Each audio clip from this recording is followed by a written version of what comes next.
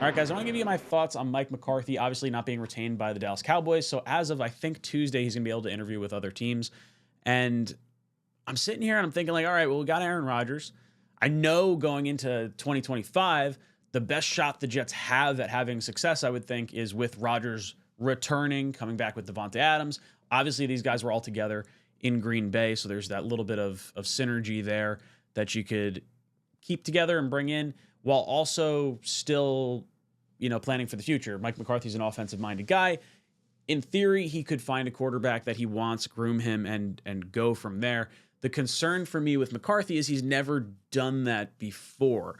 Obviously, Jordan Love was taken after McCarthy had left Green Bay, so that's all LaFleur's doing up there. Rodgers was kind of Rodgers when McCarthy was hired initially, and then you have Dak being Dak down in Dallas. So I don't know how likely it is that he's here to develop a coach, or develop a quarterback, but maybe you're cool with the presence he brings, the offenses he brings. Over the course of his 5 years in Dallas, he has had a top 10 offense in 3 of his 5 seasons. The other 2 seasons were 11th and 14th. This is passing offense, so I'd have to look into running offense. I didn't really look at that, but I'm more concerned about the passing stuff right now because of where the league's going. So that's sort of where I'm looking at for this. As far as like discipline, the Jets were the most penalized team in the league this past year, and that's an area of concern that I would like to see addressed. And I'm not so sure Mike McCarthy is the person to do that.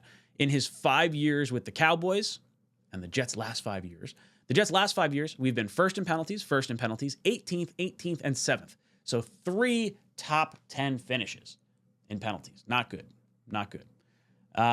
As far as the Cowboys under Mike McCarthy, you would think it would be better, or at least I thought it would be better. I was shocked. He has 4 times he's been in the top 10, and the 5th time he was 11th.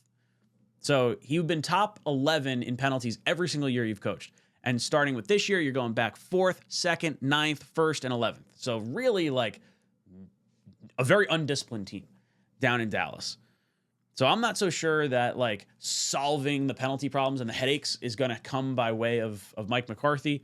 And I think the quarterback development, if that's the route you want to go, unless you're looking for like a veteran quarterback later on to go that route, I don't think Mike McCarthy is the direction I necessarily want to go. I think you probably have like a pretty high floor. Like this is almost the argument with like the Mike Tomlin situation. If the Steelers were to move off of him, he's always going to get you to the playoffs. Like you're going to win a bunch of games in season, and I think you're going to have a good offense, but are you kind of capped? You can sort of have like the ceiling that you can't quite get above.